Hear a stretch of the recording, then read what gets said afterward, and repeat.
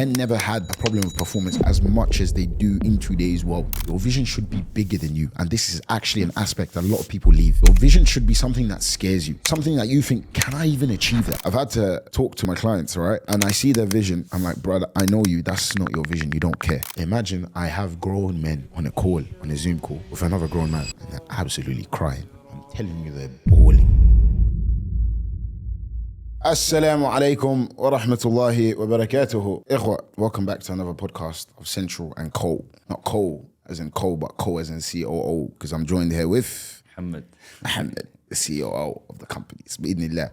So man, bro, talk to me. What do we have today, man? Even before we get started, akhi, you know what we actually have to do? We have to thank the people, man. SubhanAllah. Guys, may Allah bless you for your excitement last episode. You know, SubhanAllah, we were looking through the comments and, you know, seeing people's feedback, even on my DMs, everything. And just hearing the feedback has been amazing. We ask Allah to allow it to continue to be beneficial. And really and truly, ikhwa, what we're trying to do here is give you guys what's been hidden for so long, right? We've been told by society it's just money that we need to chase and it's all these things, but there's so much more. And that's what we want to delve into bi'idhnillahi al-kareem over the next season, inshallah. Inshallah. Okay, so first things first. Last episode, we got a lot of people asking us about vision. Okay, yeah, I've heard it many times. I read a lot of these self-development books and you're sounding a bit like them. What's all this vision stuff you're talking about? What is it? What is a vision? Perfect. Okay, vision. Now, no one's new to the idea of vision, right? The kuffar talk all the time about visualizing things and seeing things in your mind, and then it becomes reality, which of course we disagree with because it removes the whole aspect of Allah, which is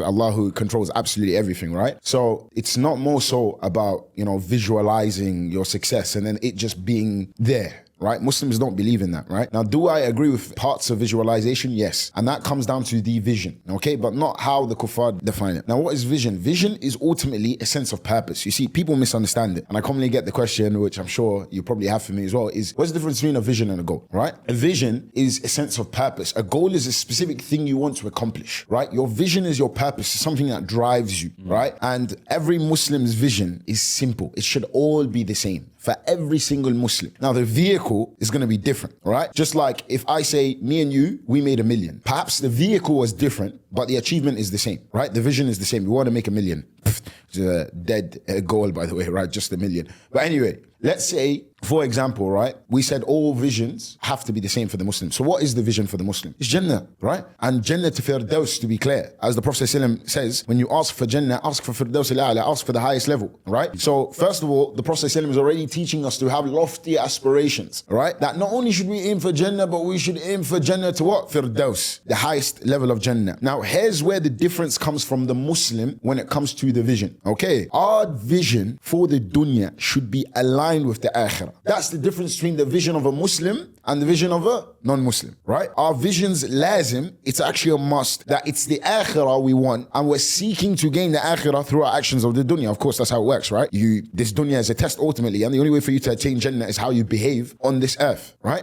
Does that make sense? Makes sense. But what I'll say is, I feel like even yourself, you have a lot of fluff to the vision. You say that you're doing all this for the sake of Allah and but we know you're really in it just for the money. Okay, good, very good. Now, you see, in no way, shape or form do we state that every aspect of the vision is simply, you know, to attain Jannah. Right?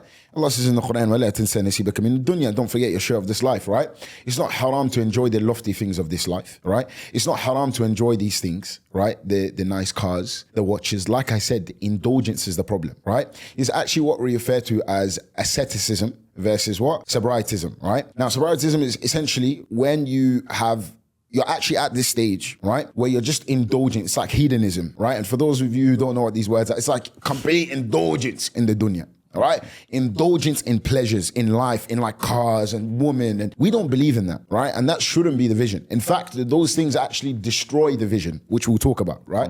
As we go on. But my point is, and what I'm trying to establish is, it's not haram to aspire for nice things in the dunya as well. The problem is when it corrupts you and it becomes that your sole purpose. But how do you know if you're sincere, right? A lot of us claim to do it for the sake of Allah. And, you know, that was, especially when I started, you know, the whole personal brand. Said, you know, I'm going to empower Muslims Muslims through money for the sake of Allah, then I realized it's not money Muslims need. And that's when we changed the whole aspect of the vision in terms of the social media, right? I don't believe it's money that Muslims need, to be honest with you, right? And I realized that after time and time again, that money isn't the problem with Muslims. Our problem is much deeper, right? And even if I was to teach you how to make money, it doesn't necessitate the fact that you're going to make money because you're not performing. So here's what I spoke to my sheikh. I said, Sheikh, you know what, right? I feel like I'm deceiving myself a little bit, right? I keep telling myself, Wallahi, I'm doing this for the sake of Allah, etc. But I don't spend time with my family. And one of the things in my vision is to be very close to my family, sah? It's to be close with them and to spend time with them and to raise my kids, spend time with my kids, etc. This is all something that's quite important to me. But then I'm like, I don't spend a lot of time with my family now, right? And my sheikh replied something so beautiful to me. He goes, judge your sincerity on the objective based off of your actions today, right? How are you behaving right now, right? Don't say when I become a billionaire, inshallah, I'm going to give charity. No, how much charity do you give now, right? Now, the only thing that should change is how much charity you give, not you giving in the first place. That's how you judge your sincerity. Don't say, oh, wallahi, when I have more money, I'm going to spend all the time with my family. How much time do you spend with your family now, right? So you judge your sincerity based off of your actions today. That way, even if you die before you reach your vision, you can come to Allah and say, what? Ya Allah, I was acting today. Does that make sense? Now, here's another important aspect, right? Your fara'id, your obligations, okay? This is something super important. He asked me, does it take precedence over your fard, over your obligations? Then definitely you're not sincere to Allah, right? Don't say I'm trying to empower the Muslims financially or through performance, but you're not performing your fard, right? You're not performing your obligations, your salah is delayed, etc. That is actually a sign of a fake vision you're using. And there's nothing worse than that, to deceive yourself that the things that you're aspiring for, you're doing it for the sake of Allah, but it's really to satisfy your own desires, man. Okay. Very good. Now, in terms of the vision, because I want to go back to actually creating a vision for yourself, okay? But I'm still not exactly convinced that a vision is what people need. So you said, okay, you came to an agreement that money is not the final objective, it's not the thing that the Muslims need, but rather you're arguing it's a vision, kind of what people need. But again, is it really essential? Because I know people that, let's say, they've performed well, they've got, let's say, succeeding businesses, but if you ask them, what's your why, what's your vision, can't answer you. Yeah, good. I speak to them and ask them how they feel. I deal with this. Like, what you guys have to understand is I didn't come as a result of reading this from self-help books, right? Or taking things from the kuffar. This is I deal with clients I've dealt with just to help you understand. But I'm talking about experience of mentoring one-to-one, over 200 individuals. All right? You don't come to these conclusions lightly. And then you have to, like I say, everything, as we're Muslims and practicing Muslims, alhamdulillah, sticking to the correct manhaj. You understand that before we put anything or before we make a decision or make a statement, we have to pour it through the filter of what? Quran and Sunnah, according to the understanding of the Salaf. Like I always say, right? So if you look at it, having a vision, by the way, it's actually from Islam. But even before I go into proving to you that having a vision is from Islam, I want to talk to you about the negative effects of not having a vision. Like some of the things that come as a result of not having a clear vision. And I bet you, a lot of you guys watching are dealing with it. And before you established your vision, I bet you dealt with some of these things before as well, right? Number one, a lack of direction. You're doing things, but you don't know where you're going. It's like I'm building that $1 million business, but it's like you struggle to make decisions. You have a lack of direction. Sometimes you get harmed by shiny object syndrome, right? You're struggling to make decisions. There's a lack of direction. You don't know who to choose as a spouse, right? You don't know who to choose as friends, etc. You're not friends on deen. But choosing friends on deen isn't good enough because some of us serve different purposes. Does that make sense? It's not every friend who is on deen, who practices Islam, that should be my close friend, right? My close friend should be somebody, of course, who, number one, practices Islam. That's just the foundation. But someone whose vision is aligned with me. There's people that practice Islam, but you don't get on the best with them. Perhaps it's not a problem with either of you. It's just your visions are so different, right?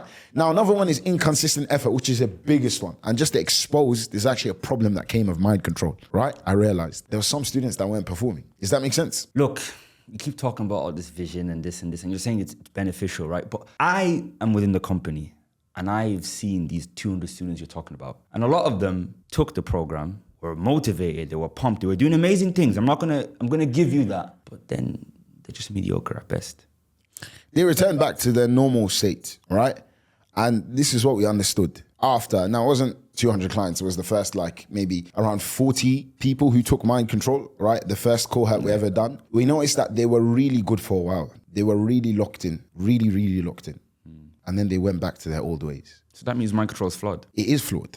Well, it was flawed. Mind control was flawed in an aspect that we didn't set. Remember what I said at the start? The foundation of all high performance is a vision. Meaning no matter what resources you put on top, if the vision is flawed, if the vision isn't clear, you're always going to return back to your former state of overindulgence, hedonism, things like I mentioned, not having that asceticism, right? Just the opposite of it, right? You just overindulge. You return back to your old habits. And that's why I told you it's in one of the effects of not having a clear vision is what? Is a lack of effort, consistent effort. You do things for a while, then you don't do things. Now, there's other aspects which we build on in mind control, but we realized that the foundation of mind control, the first thing we had to establish with all our clients is what? Is actually clarifying their vision, right? And this is another problem, right? Because you have to ask yourself, if I tell you get out of bed, akhi, wake up in the morning, if you don't understand long-term why you're doing that, you're going to stop doing it eventually, right? If I tell you, be a man, be strong. But why should a man be strong? Why does it matter what I do today? Why does it matter if I don't overeat? What comes as a result of me not overeating?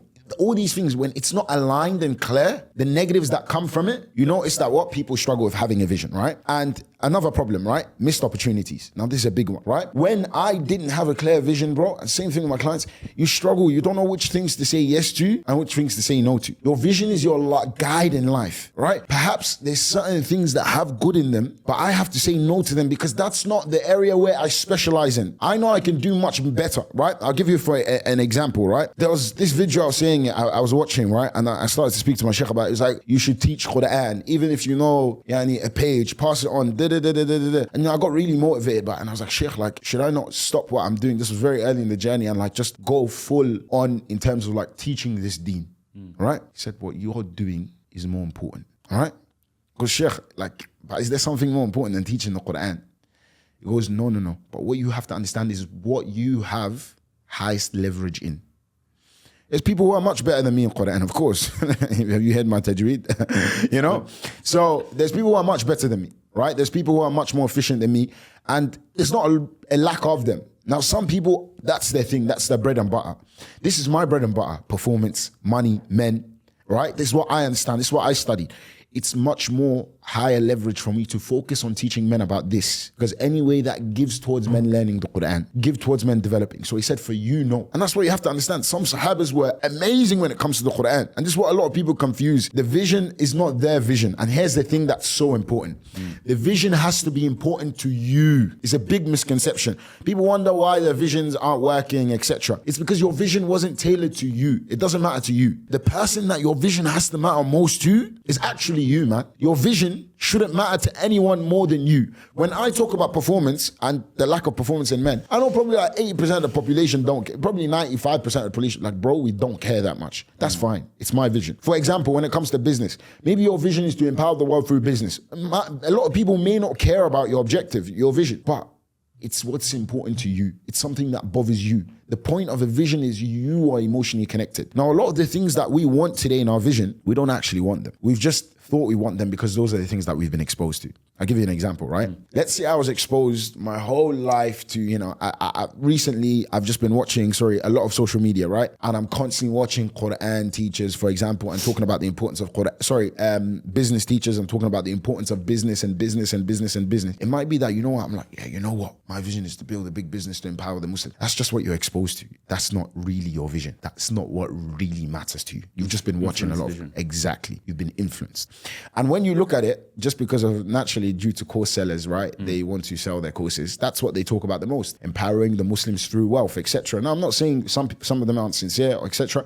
I'm saying this is what's happening and this is what's being exposed to. Right now in a society where all that's being talked about is money, right? Money, right? So what happens when you're constantly watching that, all of your vision becomes about money. So how do you now get away from what you're being shown by the people? That's the next question, right? How is it that you can build a vision and not have your vision influenced or destroyed by what you've been open to? Okay, so you're saying that there's something kind of innate within people that you as a mentor know how to kind of bring out, and that is what they should work on for the rest of their lives, essentially. 100%. And so many times I've had to talk to my clients, right? And I see their vision I'm like, bro, I know you, that's not your vision, you don't care. See, one of the things that I make my clients do is I kind of build their vision with them. In fact, we made a doc to kind of drag the best out of their vision, their real vision. Because like I said, a lot of people think, like one of my clients, he goes, bro, we spoke about the vision, right? And he goes, bro, like all I care about, unfortunately, is these cars and having this big house and people being, respecting me. Because because you haven't tapped into your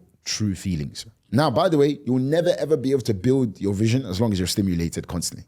Right? This is a problem. If you're always on social media, right? And you're always watching new videos on YouTube and you're constantly stimulated, what you will find is your vision is not going to be true to you. You have to tap into your emotions here. Now, what do I mean by that? And how do you do that? Right? More importantly, what you have to understand is you actually need to get away for a second, right? And this is what I make my clients do your vision nice and early in the morning, right? When you're thinking of it, do it early in the morning so you can actually decide what matters to you.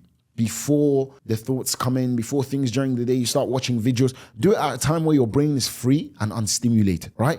Ask yourself what genuinely cares. Like one of the questions we have in our vision doc, right, is what bothers you about the world? Just by asking yourself that, like what genuinely, we have things like, one of my clients, bro, it's like, bro, my dad is just, I don't know if he's close, like he still knows his dad anymore, but his dad isn't present in their lives anymore, right? What the deeper situation is. But he was literally talking to me about why one of the biggest reasons he wants to become a man, right?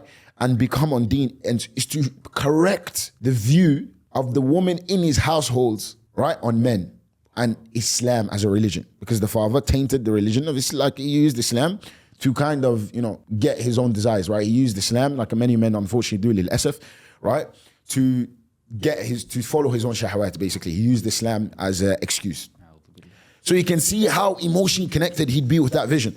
Wallahi al-Azim, as I was building his vision with him, right? Because one of the things I make my clients do is actually talk about that vision to me. And this is the quickest way I can tell if somebody's vision is true or not. If he's able to be like this and talk about his vision while he's like this, like, yeah, bro, wallahi, I want to do this. And that's not his vision. It doesn't really matter to him. Your vision is something, bro, when you're talking about it, you speak with passion. We should see the emotions on your face. We should see the movement. Genuinely speaking, it should burn you in your body, bro. You should cry. Genuinely speaking, you should cry. There should be some emotional state when you're talking about your vision. I see people like, my God, wallahi, I want to establish this, and wallahi, I want to do. I'm like, bro, you don't even, you're literally relaxed talking about this.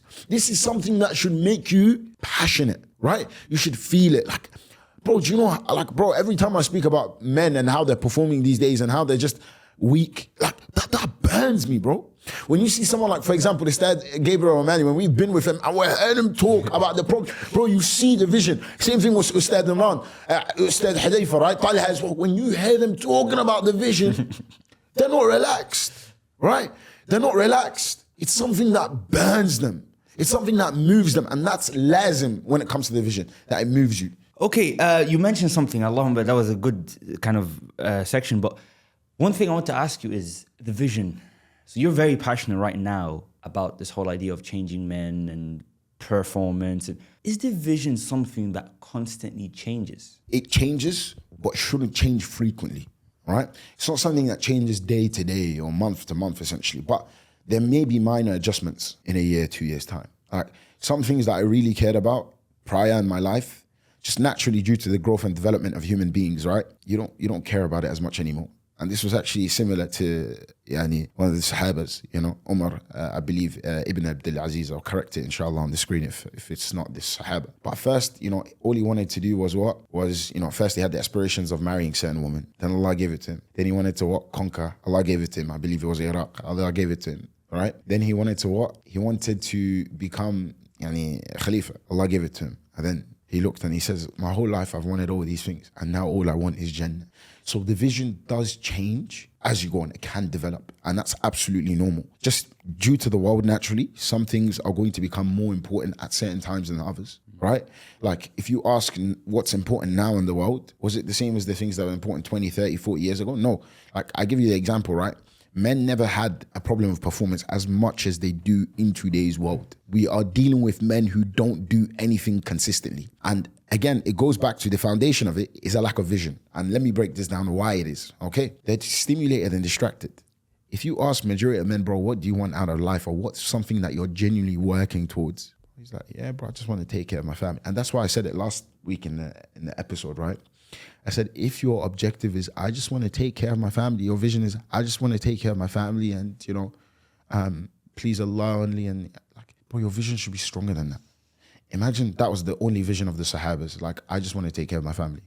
Then perhaps Islam wouldn't have been spread how it is now. Your vision should be bigger than you. And this is actually an aspect that a lot of people leave. Your vision should be something that scares you. Something that you think, can I even achieve that? Like, can I actually do that? Like, is that even possible? It should be. There's aspects of your vision you should actually be afraid to tell people, because you know they're going to look at you like, good luck, bro. Yeah, that brings me then to another point then. Can everyone achieve their vision? Good question. And this is something that's عند Allah, of course, right? In terms of whether you're going to achieve your vision or not. But die on the path is what I always say. Forget, are we going to achieve it or not, right? These things, what I always tell people is you have to understand one thing. The outcome is with Allah. And this is the difference between a Muslim and a non-Muslim. Now, I disagree with Muslims that absolutely reject any control in terms of the future. That's false as well, right? This is actually something that was from one of the shubhats at the early times of Islam, right? Where they said, it's not us, it's qadr. I committed zina of a woman, this, that, it's qadr. It wasn't my fault, right? It's qadr, it was written. Okay, if you go out and commit a sin today, crimes today, constantly, I can, almost guarantee you, I don't control the future or anything, but you're probably going to end up in prison, bro, yeah? Right? If you go out and, just commit zina, fahisha in the world, I can guarantee you're going to live a depressed life, right? Because Allah gave you the guarantee for those things. Right? Whoever turns away from my remembrance will live a depressed life. My point is we have an effect on how the future turns out to a certain degree. Now, it's not all with us. So by focusing on the process, you are far more likely to achieve it, right? Than only putting all hopes in the outcome. The outcome is with Allah. You do your bit, Allah does his, right? Okay. We have a vision now. It's good, amazing, big vision. But what if it doesn't work? What if it doesn't? Like I said, die on the path, right? And that's much more noble. Wallah, it's much more noble for a man to have aspired and worked. This is a big misconception, right? A lot of people say, bro, there's no point of a vision. There is a point of a vision. You just don't work towards your vision. Some people think that having a vision guarantees the success. No, it doesn't. Effort must be exerted, right? It's just about establishing what you're working towards. So here's the foundation. You establish your vision and then you link it to your daily actions. First a plan and then to your daily actions. Okay. That's what needs to be done. So daily you're working towards your vision. Another reason why you hear people saying vision doesn't work is because this guy doesn't view his vision often. He doesn't talk about his vision often. So when you don't talk about it, you fall out of touch with it. Does that make sense? Imagine I don't talk about my vision, or I'm never in line, or I never look at it, then I fall out of touch with it, obviously, right? It's like anything. If I don't constantly remember Islam, then my actions are going to move more away from what? The deen. You have to be in line with this thing. Remember this thing. Check yourself with it. Okay, I just kind of mean it in a bit of a different aspect this time. So, okay, we have a path, and yes, failing is a part of the process, but like sometimes, let's say I make an objective and I've planned it out. I'm like, yeah, but this can go wrong, and this can go wrong, and this can go wrong. Does that aspect of failure push you more than the concept of achieving the objective? Understand your vision isn't going to go the exact way you want. That's the whole point of Allah being there. He understands what is best for us. So it's important to ask Allah to grant you what's best for you, right? I'll give you an example, bro. A lot of people want to be leaders, right? And I always tell some guys, like, bro, like, it's not lazim for you to be a leader. There were many Sahabas that were great, but they weren't leaders, right? In fact, what was better for them was to link with a leader and help him achieve his objective. And this is something that I actually want to talk about. A lot of the kuffar, they preach, wanting to, establish power and wanting to be powerful, etc. And, wanting to be them. No, if you know, and it's all about your character, right? If you know that I'm not this guy, actually part of ulu al-himma, basically having high aspirations, is understanding yourself and understanding aspects like, let's be honest, we've seen certain people are just natural born leaders, right? But we have to understand that every Batman needs his sidekick. Sometimes perhaps your path, and people see that as a problem. It's not a problem. Perhaps your vision, perhaps part of your vision needs to be just playing number two to somebody. Okay. Playing the role of number two, helping somebody fulfill that thing that you're both aligned in. Okay, then that brings me to a very controversial statement you said in your Telegram recently. Okay, having this sidekick, which we'll call a wife. I'm going to quote you exactly how you said it, so I'm not misquoting you. Okay, so obviously you were talking about how the importance of having a wife aligned with the vision, etc., etc. So now let's think about what your vision is and your idea of aligning with the vision. I quote, and make sure she has a bit of crazy in her. So when your son steps out of line, she doesn't call you, rather she goes to your wardrobe, takes your thickest belt and handles it herself. I have no time for, I'm not beating my kids, women. Rubbish. My son must taste the thrill of a whooping. Perfect. So this one is actually important to me, right? I've seen a lot of brothers, perhaps why Allah has delayed marriage from me for so long, was to correct my idea on it a little bit, inshallah, right? One of the things that, now you're never gonna meet a woman that aligns 100% with the vision. It's something that you have to understand, but you have to accept someone who's willing to what? Accept your vision and travel it willingly, right? What does that look like? So sometimes, and the reason we're talking about this is, by the way, it's like, if you're gonna marry somebody, you're gonna spend your whole life with them, like ideally, right? Hopefully, inshallah. It's so important that you guys are working towards the same goal. It's like, imagine we're in the same car, but we're headed towards two opposite directions. Something is going to have to give. Or one of us is gonna have to get out of the car and go somewhere else, right? And this is what happens. When brothers don't marry a woman that aligns with the objective, either one of the two has to happen. Either he has to follow her objective, or she has to follow his, or they have to separate ways. Okay, I'm going to bring back one of your earlier statements, and you said that there's something that is innate within every person, and this is where the vision comes from. And ideally, especially as leaders, each person has their part to play, and is most likely going to be different. For example, me and you, we have similar objectives, but there's certain different parts that maybe I'm not so interested in as much as you are interested in them. When it comes to a wife, is that not the same thing? Does she have to be on the, like, for example, you're trying to fix men. What's her business in trying to fix men? The condition of men should bother her. She should understand. It doesn't mean she needs to fix it, right? But she should understand. It's just like a man who gives da'wah, for example. What's the most important thing our shuyukh have taught us? That if you're a da'i, right? Marry a woman, and the first thing you marry a woman who understands the importance of da'wah. She doesn't need to be practicing your objective with you. A kid, you have different roles. But what she needs to do is understand the importance of it, importance of what you're trying to build. And I'll help you understand why. And here's something that's crazy and it's not talked about enough, right? I remember I was sitting there talking about Sheikh Hudayfa, who's obviously married and I'm not, right? So we get their wisdom, alhamdulillah, Allah barik, from him. And I'm speaking to him and I'm telling him, I just can't imagine myself with somebody who doesn't align with the objective. And he said something that's important to me. Hey, don't forget, women are women at the end of the day. And there was times even the mothers of the believers, they forgot a little bit about the objective as well.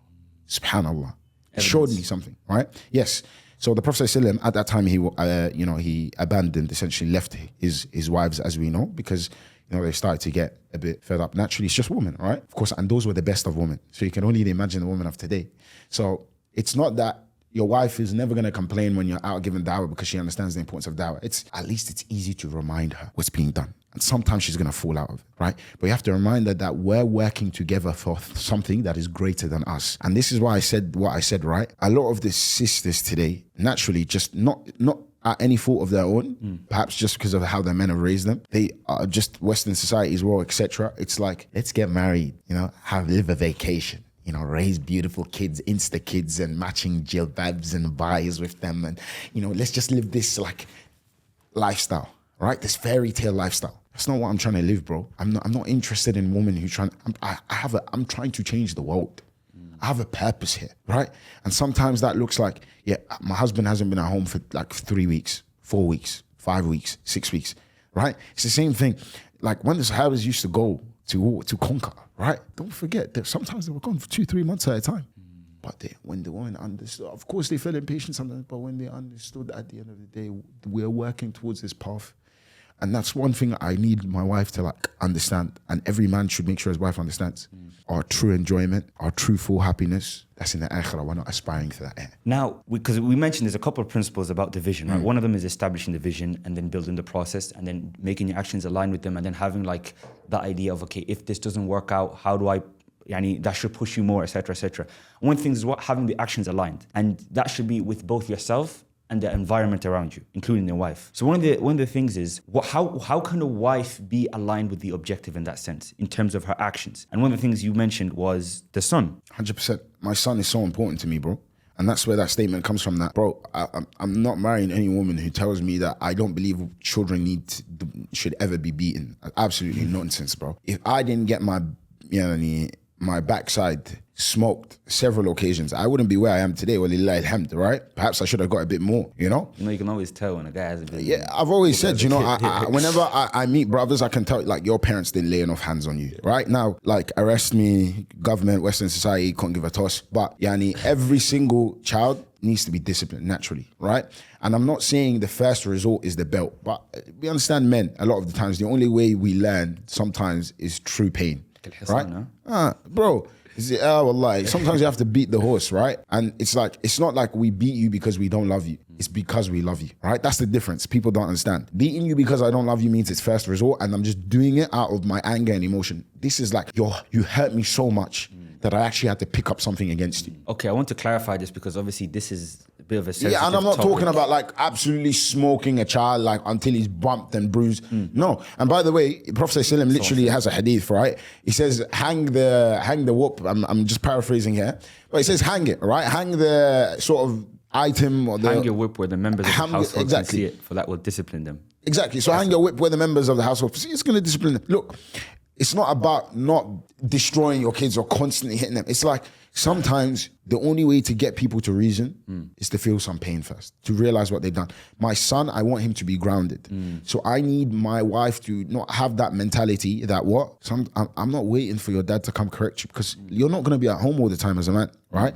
And there's nothing more important than a man to marry somebody who aligns with his objective. Okay. I wanted to say something, and I don't want to forget this, because again, this can really be taken out of context. When you beat a child, it's important that he understands why you're doing it. Of course, it's just like a horse. That's what I was going to say. When we studied, like when we were studying horse riding, which we still do, of course, but they said something that's important. It said you have to beat him within 5 seconds of him making the mistake. Of course, that's an animal, perhaps not yourself. Yeah. Right?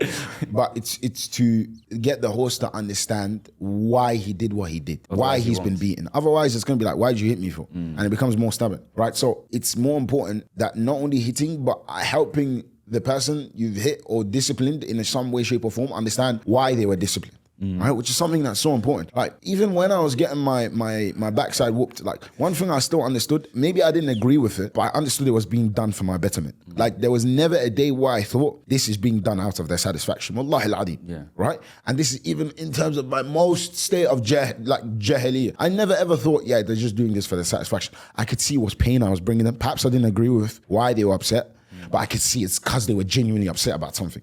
And that's why it's important, bro, right? My mum wasn't there, like we mentioned. My father wasn't there physically, right? Like we mentioned in the last podcast. Imagine my mum didn't put me in line, didn't put me in shape, right?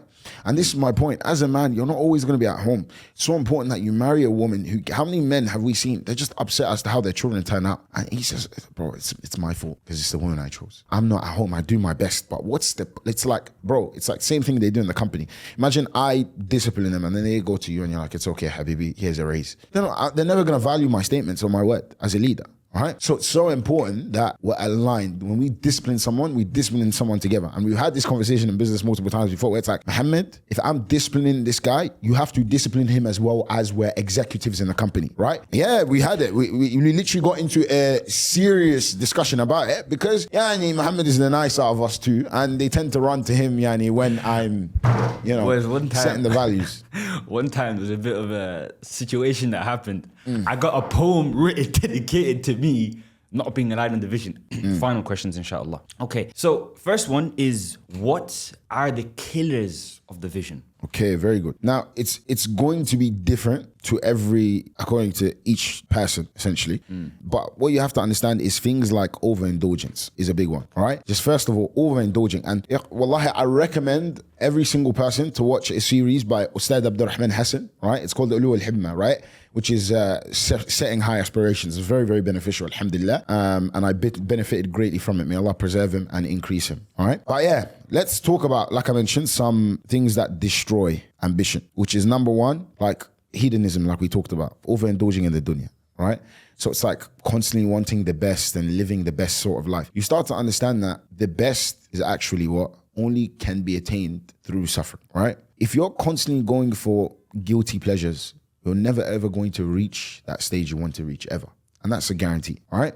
So first of all, you have to get rid of that chasing of always wanting to enjoy life's pleasures. If you want to establish, if you want to have a vision, all right? You want to achieve your vision, sorry. But does that not push you closer to the vision? How would it push you closer to the vision? By indulging in things without deserving them or earning them.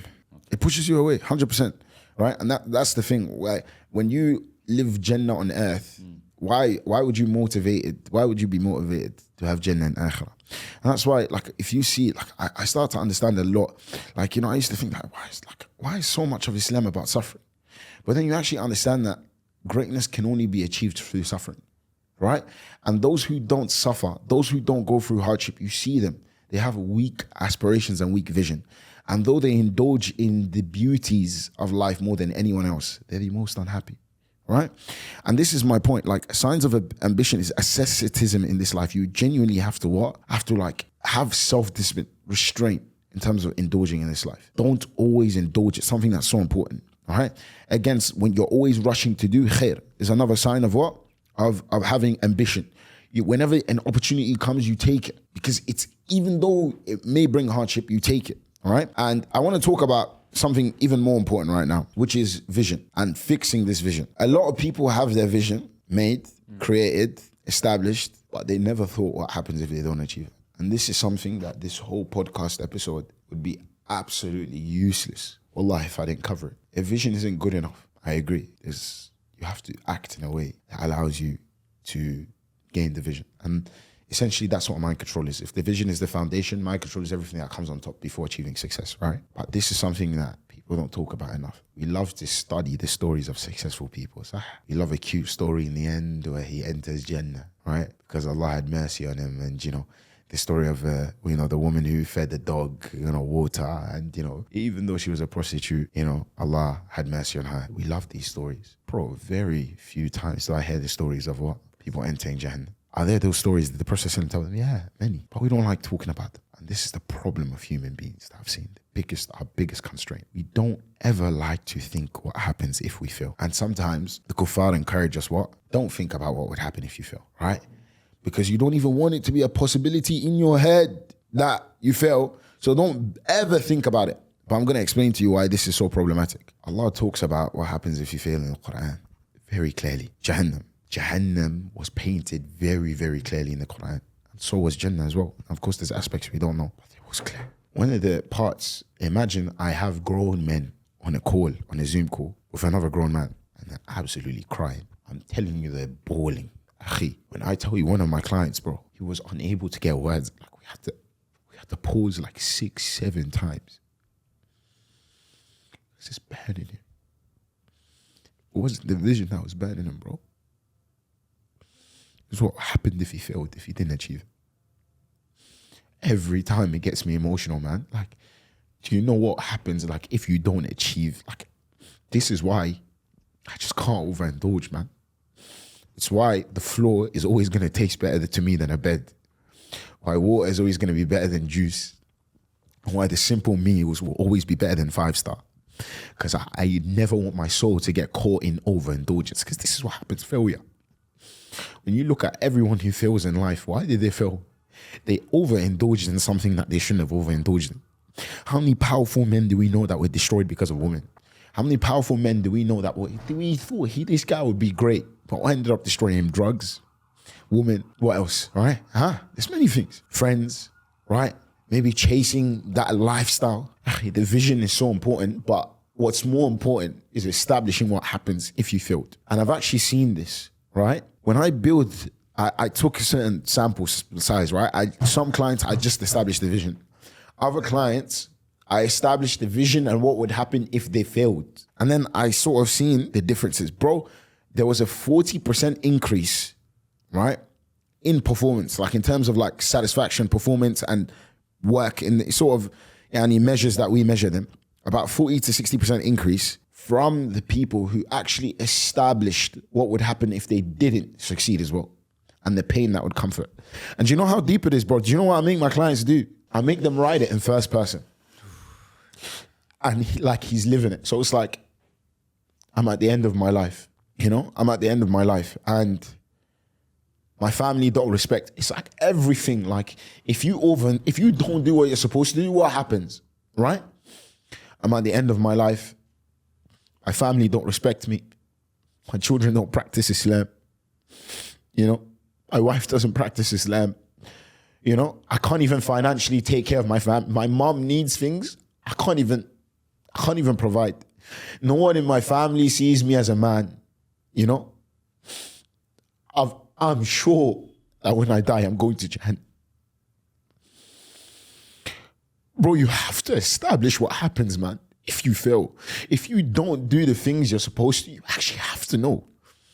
And many people, the reason why we live life in such a ridiculous manner is because we've never ever thought, and what's going to happen if I continue to live? You're going to burn in hell for eternity, bro. If you can't discipline your nafs, if you can't achieve asceticism, you're going to destroy your nafs. You're going to overindulge. And that's good and all. You might enjoy the pleasures, few in the dunya. But to what end, man? You know, there's nothing worse, bro. Have you ever done an exam and you've gotten the result back and you're like, bro, wallah, I could have done so much better, man. I know, you know, sometimes I'm finished, you know, my teacher tests me, right? Bro, it's not even like, I know I could have done so much better. If I just put another hour or two, like I could have memorized this in such a, you feel fit, like it feels horrible. And that's what many people feel at the end of their lives, bro. Like, I could have done so much better. And that's what we're running away from. That pushes me, wallahi al-azim, way more than the nice things like a car or a watch. Not that we don't want it to taste, but it pushes me way more. If you ask me sincerely, what do I think about more? And what keeps me going more? Like what pushes me more? Is it the vision? Or what happens if I don't achieve it? Wallahi al-azim, it's the aspect of failing. Wallahi al-azim, it burns me. It burns me. If I didn't achieve what I wanted to achieve, how that would feel, man. That's what burns me more than wallahi al-azim, anything. And that's what you need to establish today. If I don't achieve, if I'm not successful, if I don't build this, bro, if I don't build mind control, if I don't push it, men can't perform.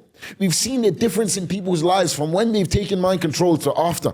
Bro, like if I stop and I just overindulge and I just get lost in the, like what happened? Like, bro, that's a woman who suffers because her son didn't become what he could have. And now he's not able to take care of her. That's a woman who's, a wife who she isn't being able to be taken off. That's a son who has a useless father, right? And absolutely useless. We can't stop doing what we're doing. The vision, I keep saying that the vision is bigger than us. Yeah, I don't care if I lack with a couple of hours of sleep or if there's bags under my eyes or if my body doesn't feel like it today. Yahi, if I don't perform today, what happens? And reading that like thing, that segment of what I make my clients build in terms of what happens if they don't achieve their vision. And I've done the same for myself. Wallahi, yahi, it pushes me so much. Every time I don't want to get out of bed, it's clear to me. See, a lot of the times we focus on what we're doing, but not the cause and effect. We're not kuffar, bro. We should understand more than anyone that every action we do ultimately is going to have some sort of result, right? But why don't we ever establish that, bro, whatever I do today, something is going to come out of it? We've never thought of that, right? But by thinking about that, you start to align yourself with the vision. And this is the most important thing I've seen. Again, people build visions, but they don't align themselves. At the end of the day, what do you know? I have a questionnaire. I have my clients, I put my clients through and myself through, all right? That's going to be different, roughly speaking, for every different individual. But some of the questions is like, did I give my obligations the haqq? Because that's the first thing. Is the way I acted today in line with something, with me entering Jannah Firdaus? My actions today, the way I opened my mouth, the way I behaved, is that in line with Jannah, all right? My actions today, was it aligned with my objectives? This is something I always ask myself. Before I make any decision to say something, It's that constant just pausing and asking myself, is this aligned with the objective? Do you know how many bad actions I've saved myself from just by establishing what my objective is and reminding myself that this doesn't align with my objective? Do you know how many bad friends I've saved myself from? Do you know how many bad women I've saved myself from just by establishing that, you know what, this doesn't align with my objective? When you don't have an objective, you can't do that. You get lost. You chase desires at certain points. It feels good right now, but it doesn't feel good after. You know, I always tell people, if they felt the feeling of what happens after you overeat, while you were overeating, they would never overeat. Sometimes you have to remember, or even for people who watch adult content, you know, I always tell them, just remember that feeling.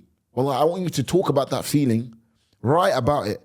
Every time you indulge in it, after the pain that comes after, how you feel, write about it. And whenever that desire comes, just read it. Do you know how many actions you'd save yourself from? By just establishing, you know what, this may feel good right now, but in 10, 20 minutes, it's going to feel horrible. And that's why the Prophet ﷺ says what?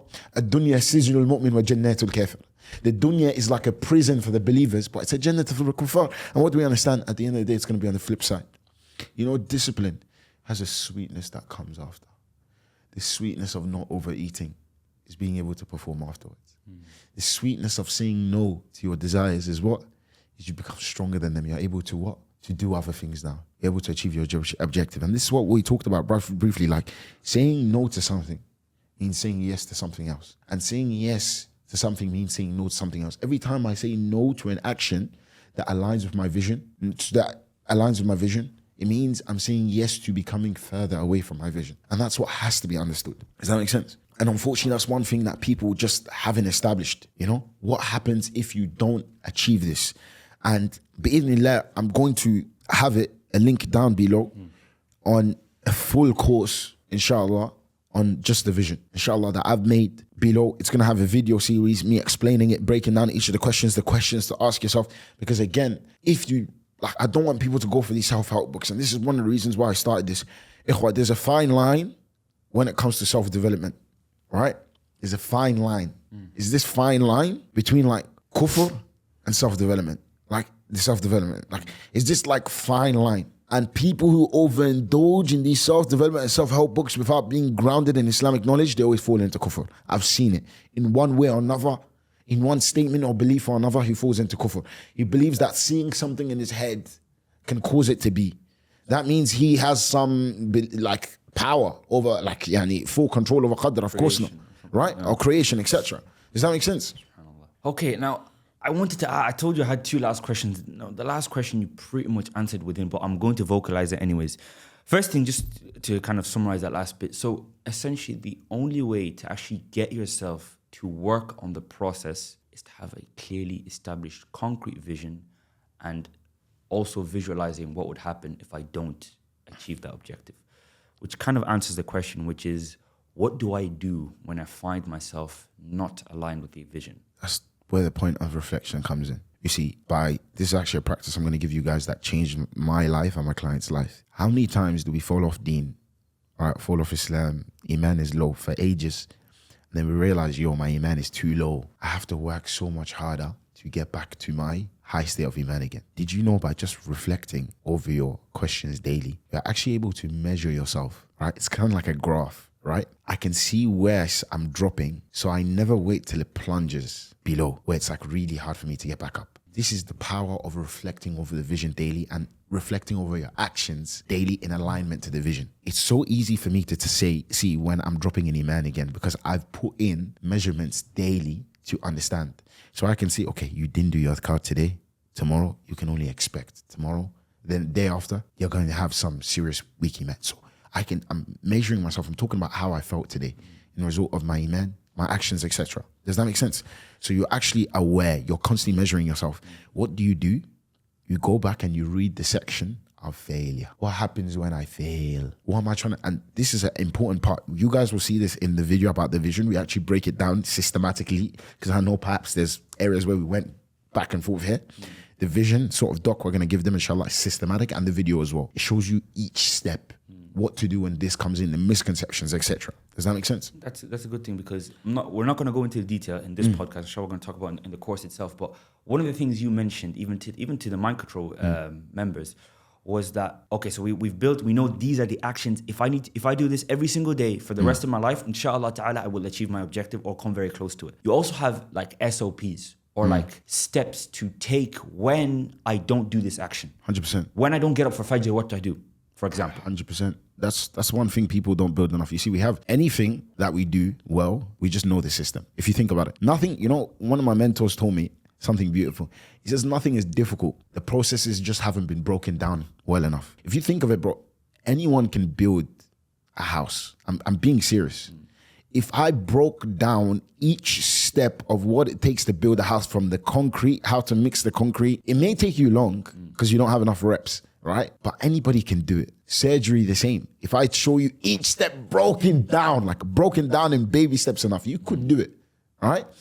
So by creating these SOPs, etc., and these are things that we cover in depth in mind control, obviously, you actually have a way that whenever something happens, you know how to deal with it, right? One of the things that we work with in my clients is I tell them that it's the point of mentorship, by the way, of mind control, is that is not that you will never go through hardship again. It's like you have exactly what it takes and exactly what you need to do whenever that happens, right? I actually want to read a statement from Umar bin Khattab here, radiallahu anhu. He says, let your ambitions not be weak, for I have not seen anything that delays ennoblement more than lack of ambition. He's not seeing anything that destroys, right, success, or that delays you from doing khair, right, or delays noblement, just being a noble person. Nothing destroys it more than lack of ambition, right? Imam Malik, rahimahullah, he says the same thing, right? He says, adhere to lofty and noble matters. Like when you're doing things, focus on what is aligned with your vision, right? And ignore the things of, when you have a vision, what I love about having a vision as well, bro, it's like you start to see these little small things and you don't care. This brother said this. People come to us with fitna. Bro, I don't care. This guy, he's dust in comparison to my vision. So you don't become distracted by he said what, or she said what, or what's going on. People, in the Irish community, oh, did you hear? I don't care what happened. I'm trying to build an empire. Go away. That's what you notice, that gossiping is as well. And always, again, when we see people who are always in touch of culture, with culture, celebrity culture, what's going on in the Muslim Ummah, or these YouTubers, may Allah guide them, by the way, who constantly drop videos on what's happening in the Muslim community, the Muslim CNNs, as I like to call them. I won't bait any names. Wallahi, it shows he has lack of ambition. Wallahi al-Adim, it shows he has lack of ambition, right? If you're always in touch of, oh, did you see what happened in this country? And who said what about who? And the latest news, and it shows a lack of ambition. Look, you've delved so much into the lives of others, you have no time to what? To live your own life. And this is, again, whenever I hear people who gossip a lot, it's a sign of a lack of ambition. He spends and when people waste their time, sometimes, bro, I'm driving, maybe someone angers me on the road, right? It's like, bro, I don't care. I'm trying to build an empire. It's crazy you say that, because yesterday we were talking about how that sirat al-mustaqim, that sirat wusta, the middle path, right? That middle path. Tariq al-wasat. Tariq al-wasat, right? It's such a fine line between everything. Like even things like takfir, tabdi'. There's these extreme groups, right? That it's like, but what the thing is, when you're studying the chapters of takfir and tabdi', they always say it. The objective is not takfir. The objective is not tabdi'. The objective is for people to be on the haqq. And that's why, bro, when you see these guys fighting online, again, even over Islam, it's because they have chosen passion over objective. Passion can be a bad thing. I'm going to break this down. Passion can actually, I'll drop an episode on this, yeah? Because we don't have much time, but passion can be a really, really bad thing. What do I mean by that? When you have passion, too much passion, without what? Vision, and understanding the vision and having it broken down, you start to act in a rash manner, which is what? Bro, these guys are very passionate. The Khawarij are passionate about the deen, but that's what's led them. Too much passion and not enough vision of what's the actual objective. The objective isn't to destroy or to embarrass people, it's to call people to Islam and to get them to come into the fold of Islam. Does that make sense? And again, this can be seen in so many different, right? Even the same thing, Ibn al-Qayyim, he says, whoever's aspiration is high and his soul is abject to Allah will be characterized with every beautiful quality. And whoever's aspiration is low and his soul is oppressive, he will be characterized with every ignoble quality. The point is, high aspirations, having high vision, it makes your characteristics beautiful. You become addicted to self-development, right? It becomes sweet because you understand the only way for me to achieve this vision is to constantly develop myself, right? One of the big statements we drop in mind control is becoming addicted, right, to self-development. Don't worry, it's about 140, right? But it's becoming addicted to self-development, and something that's so important. Unfortunately, people don't shed enough light on. Money isn't going to solve your problems, and I'm sorry to say, right? Woman, having a wife, so many people use all of these things as escapism, which we'll have a whole episode on escapism, by the way. That's going to be not the next one, but the one after, inshallah. Escapism. But women are halal. What do you mean it's escapism? It's Quran, escapism. You've told me before. Quran can be escapism as well, right? Now, what do I mean by that?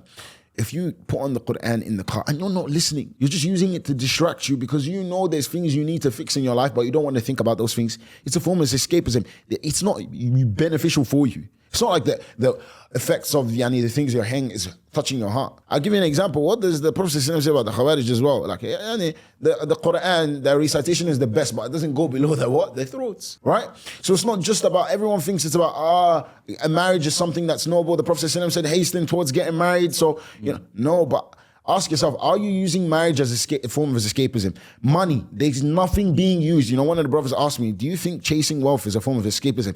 I told him it is the biggest form of escapism today. Wow. Maybe after woman. It's the biggest form of escapism today. I want to make money. I need to get wealthy. And the guy, he's distracting himself. One of the things, statements that people say about mind control, right, is that it made me realize that it's not money that's my problem. A lot of people came into mind control thinking, what? I need money. The problem is I don't have enough money.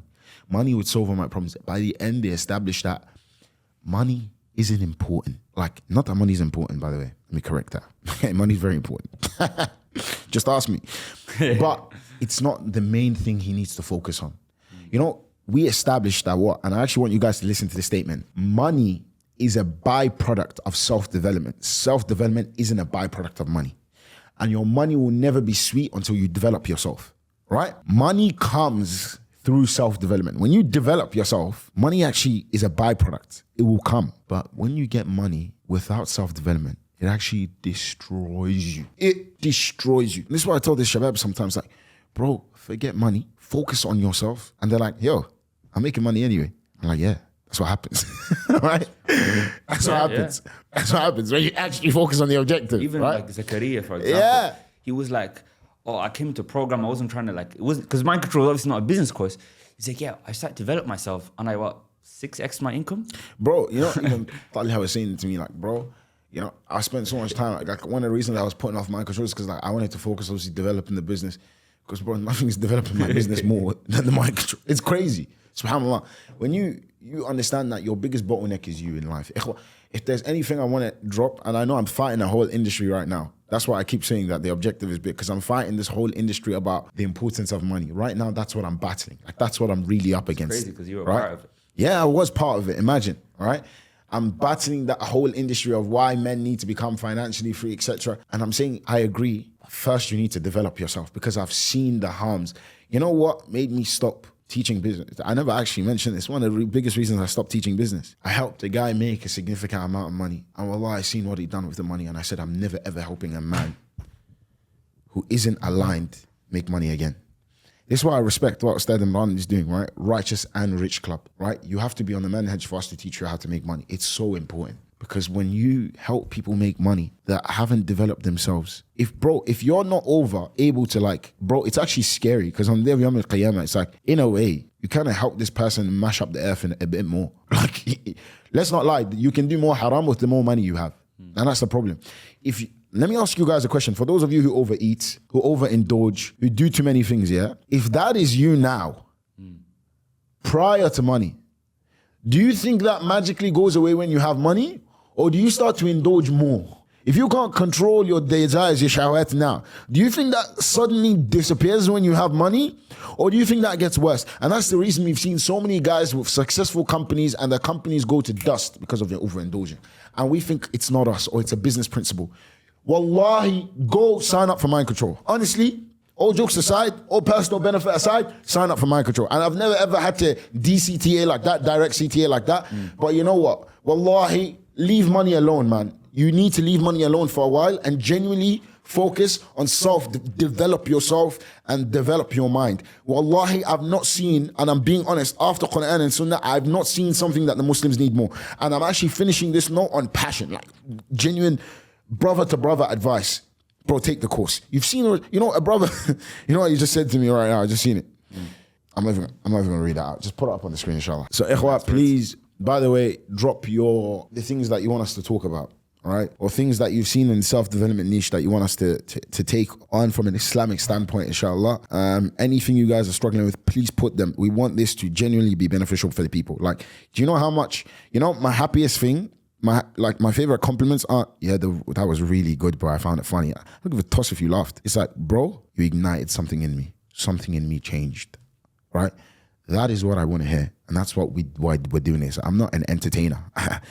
You may laugh every now and then. I do like to put a smile on my brother or sister's face. Increases attention span. Increases the attention span. So sometimes that's why I drop a couple of jokes in the programs and the video. But genuinely speaking, if you don't change after watching this episode, then we haven't fulfilled our purpose. If something in you has ignited, then, and all you got was a couple of laughs and, wow, that's really beautiful. Sound for my control. Sound like.